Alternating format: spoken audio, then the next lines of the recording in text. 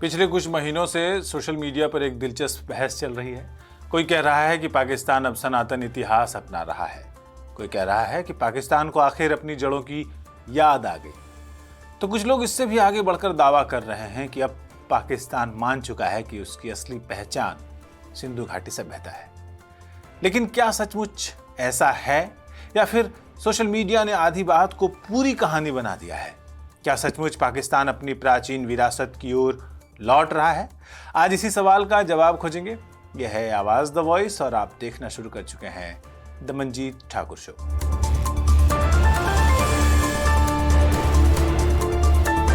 पाकिस्तान को लेकर हम सबके मन में और हमारे मन में ही नहीं, दुनिया भर के लोगों के मन में एक अलग तरह की पहचान है।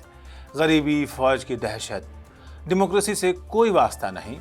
कठपुतली की तरह फौज के धागों पर नाचते वहां के राजनेता, मजहबी कट्टरता और आतंकवाद को पोसने पालने वाला चीन और अमेरिका दोनों का पिछलग्गू देश, जहां की जनता अपने लिए आटा और डाटा दोनों महंगा खरीदती है, पर ऊंचा रसूखदार तबका मौज में है।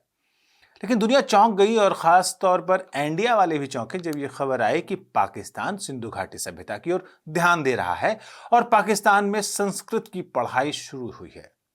फिर तो सोशल मीडिया पर ऐसे पोस्ट, वीडियोस और कमेंट्स का सैलाब आ गया कि पाकिस्तान को अब उसकी अतीत की याद आई है, उसकी जड़ें यहां है, ये है, वो है, फलाना ढिमकाना।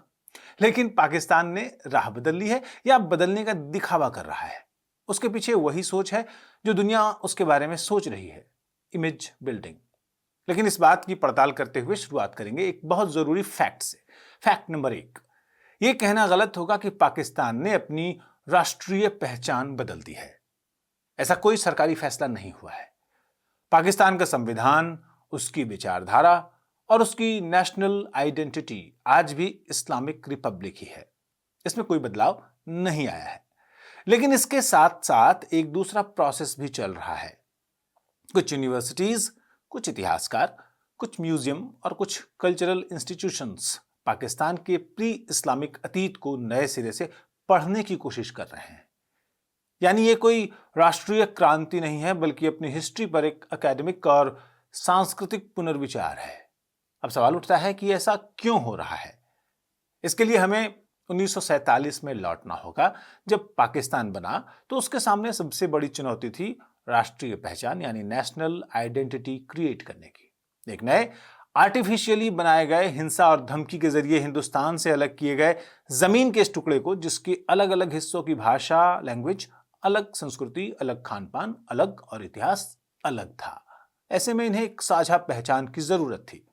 उस दौर में पाकिस्तान के इतिहास लेखन का केंद्र बना इस्लामी पहचान। इसकी पहचान को पुख्ता करने के लिए पहले तो उन पर उर्दू थोपी गई क्योंकि उर्दू पाकिस्तान की भाषा नहीं है, यह खालिस हिंदुस्तानी भाषा है।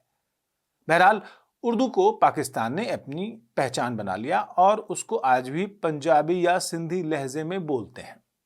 वहां हिस्ट्री को थोड़ा अलग अंदाज में लिखा गया, जिसमें यह बताया गया कि पाकिस्तान का इतिहास मुख्य रूप से मुसलमानों के आगमन और मुस्लिम सल्तनतों से जुड़ा है।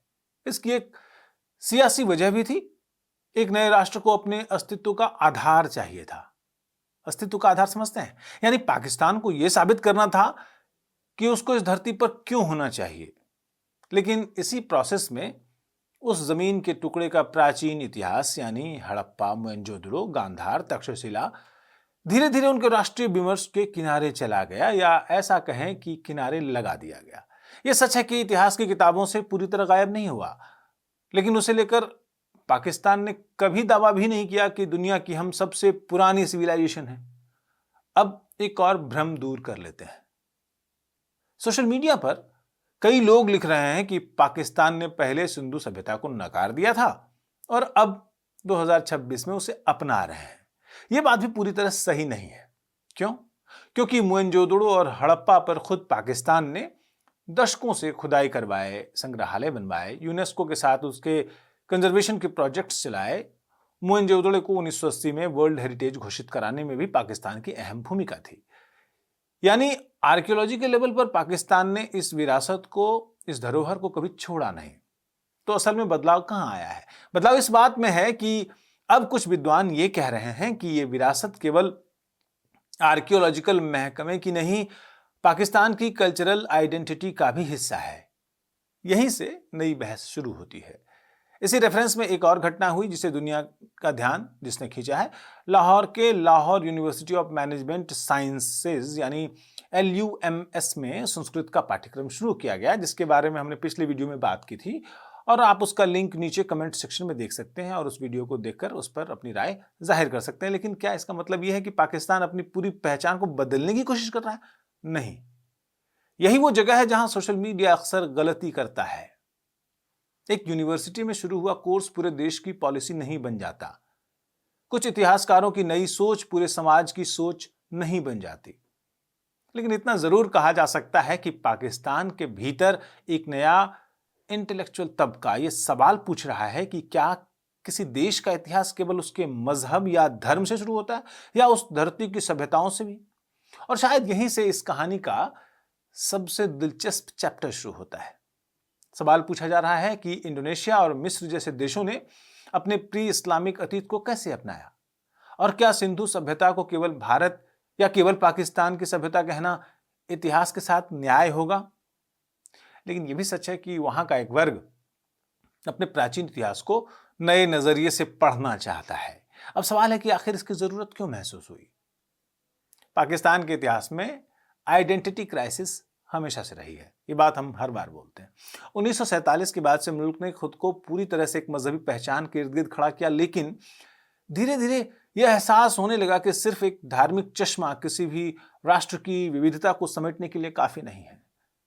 2026 में पाकिस्तान का रुख थोड़ा बदला हुआ सा है। यह धर्म को, मजहब को छोड़ने की बात नहीं है, बल्कि अपनी पहचान के दायरे को थोड़ा और फैलाने की कोशिश है। सिंधु सभ्यता को चमक देने के पीछे कूटनीति का भी, डिप्लोमेसी का भी अपना खेल है। दुनिया में अपनी साख को लेकर जूझ रहे मुल्क के लिए सभ्यतागत गौरव यानी सिविलाइजेशनल प्राइड एक बहुत बड़ी ढाल बन सकता है। जब पाकिस्तान मोहनजोदाड़ो को अपनी साझा विरासत बताता है तो वो दुनिया को यह संदेश देता है कि हम सिर्फ कट्टरता का केंद्र नहीं हैं, हम उस सभ्यता के वारिस हैं जिसने दुनिया को ज्ञान और तकनीक दी थी। ये अपनी सॉफ्ट पावर को बढ़ाने का जबरदस्त पैंतरा भी हो सकता है। लेकिन उसके घर के अंदर क्या चल रहा है? वहां का एक बड़ा तबका अभी भी इस बात को लेकर थोड़ा अनईजी है, असहज है कि इतिहास को 1947 से पीछे ले जाया जाए। उन्हें डर है कि कहीं इससे दो राष्ट्र सिद्धांत यानी टू नेशन थ्योरी की नींव कमजोर ना हो जाए। लेकिन सरकार का तर्क यह है कि मुल्क को चलाने के लिए एक बड़ा विजन चाहिए जो सिर्फ मजहब तक सीमित ना हो। पाकिस्तान आज आर्थिक दिक्कतों और राजनीतिक खींचतान के बीच खड़ा है। ऐसे में अपनी प्राचीन विरासत को अपनाना खुद को एक उभरते हुए मुल्क के तौर पर पेश करने का एक तरीका है। किताबों में बदलाव हो रहे हैं। जिन स्कूली किताबों में बायोलॉजी में धार्मिक वजहों से रिप्रोडक्शन वाला चैप्टर ही नहीं है, वहां अब सिंधु सभ्यता पढ़ाया जा रहा है।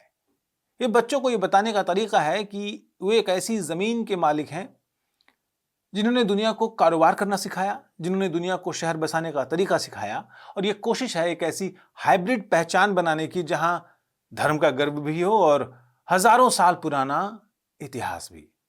अगर मिस्र अपने फराव पर गर्व कर सकता है, अगर ईरान अपने प्राचीन फारसी साम्राज्य पर गर्व कर सकता है, अगर इराक मेसोपोटामिया को अपनी विरासत मान सकता है, तो पाकिस्तान सिंधु घाटी सभ्यता को अपनी ऐतिहासिक धरोहर क्यों न माने? ध्यान दीजिए, यहां धरोहर की बात हो रही है, धर्म की नहीं। यही फर्क समझना बहुत जरूरी है। मिस्र एक मुस्लिम बहुल देश है, लेकिन उसकी सबसे बड़ी पर्यटन पहचान क्या है? Pyramid, pharaoh, Tutankhamun. ये सब इस्लाम के उदय से हजारों साल पुराने हैं। फिर भी मिस्र उन्हें अपने राष्ट्रीय गौरव का हिस्सा मानता है। ईरान भी ऐसा ही करता है। इस्लामी गणराज्य होने के बावजूद वो साइरस महान, परसेपोलिस और प्राचीन फारसी सभ्यता को अपनी ऐतिहासिक पहचान का हिस्सा मानता है। यानी आधुनिक राष्ट्र, देश, नेशन अक्सर अपने इतिहास को कई परतों में देखते हैं। एक धार्मिक पहचान होती है, एक सांस्कृतिक पहचान होती है, और एक होती है सभ्यतागत पहचान, सिविलाइजेशनल आइडेंटिटी। तीनों हमेशा एक जैसी नहीं होती। अब पाकिस्तान में भी यही चर्चा शुरू हुई है। कुछ विद्वानों का तर्क है कि अगर सिंधु घाटी सभ्यता गांधार और तक्षशिला आज पाकिस्तान की भौगोलिक सीमा में, ज्योग्राफिकल बाउंड्री के अंदर हैं, तो वे पाकिस्तान के इतिहास का भी हिस्सा है। इसका मतलब ये नहीं है कि भारत का उनसे रिश्ता खत्म हो गया, बिल्कुल नहीं। यही एक और बहुत बड़ी गलतफहमी पैदा होती है और सोशल मीडिया पर कभी कभी ये बहस चल पड़ती है कि सिंधु सभ्यता भारत की थी या सिंधु सभ्यता पाकिस्तान की थी। सच्चाई ये है कि दोनों दावे अधूरे हैं। सिंधु घाटी सभ्यता किसी आधुनिक राष्ट्र राज्य की, नेशन स्टेट की नहीं थी। जब हड़प्पा और मोहनजोदड़ो बस रहे थे तब न हिंदुस्तान था न पाकिस्तान। वो पूरी सभ्यता आज के भारतवर्ष, पाकिस्तान और कुछ हिस्सों में अफगानिस्तान तक फैली हुई थी। आज उसके अधिकांश प्रमुख पुरातात्विक स्थल पाकिस्तान में हैं, जबकि राखी गढ़ी और धौलावीरा जैसे महत्वपूर्ण स्थल भारत में हैं। यानी पूरी सभ्यता पूरे उपमहाद्वीप की, सब कॉन्टिनेंट की साझा विरासत है। उसे आज की बाउंड्रीज में बांटना इतिहास के साथ न्याय नहीं होगा। बहरहाल पाकिस्तान में यह बहस अभी अपने शुरुआती दौर में है, लेकिन इतिहास की सबसे बड़ी खूबी यह है कि वो किसी वीजा की मांग नहीं करता। मोहनजोदड़ो, हड़प्पा, तक्षशिला न केवल भारतीय हैं और न केवल पाकिस्तानी, वे हमारी साझा सभ्यता के पड़ाव हैं। इसलिए अगर पाकिस्तान का कोई विश्वविद्यालय संस्कृत पढ़ाता है या कोई इतिहासकार सिंधु सभ्यता पर नया रिसर्च करता है तो उसे केवल सियासत के चश्मे से देखने की बजाय सभ्यता के लंबे इतिहास के रेफरेंस में, उसके संदर्भ में देखना चाहिए। इतिहास किसी एक धर्म का नहीं होता, इतिहास किसी एक राष्ट्र का भी नहीं होता। वो समय की वो नदी है जिससे अनेक देश, अनेक समाज और अनेक पीढ़ियां पानी पीती हैं। और शायद यही इस पूरी कहानी का सबसे बड़ा संदेश है, मैसेज है। राष्ट्र सीमाओं से बनते हैं, लेकिन सभ्यताएं सीमाओं से कहीं ज्यादा बड़ी होती हैं।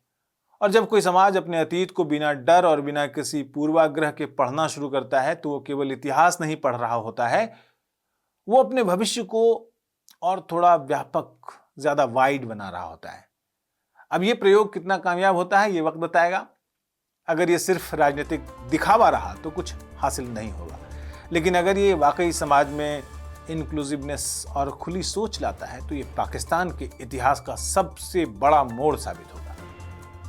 दुनिया भर में आतंकी और भिखारी सप्लायर के रूप में पहचान बनाने वाला पाकिस्तान अब अपने वजूद की नई कहानी तलाश रहा है और हमें उसका साथ देना चाहिए। आज के शो में इतना ही, फिर मिलते हैं नए विषय पर विश्लेषण के साथ।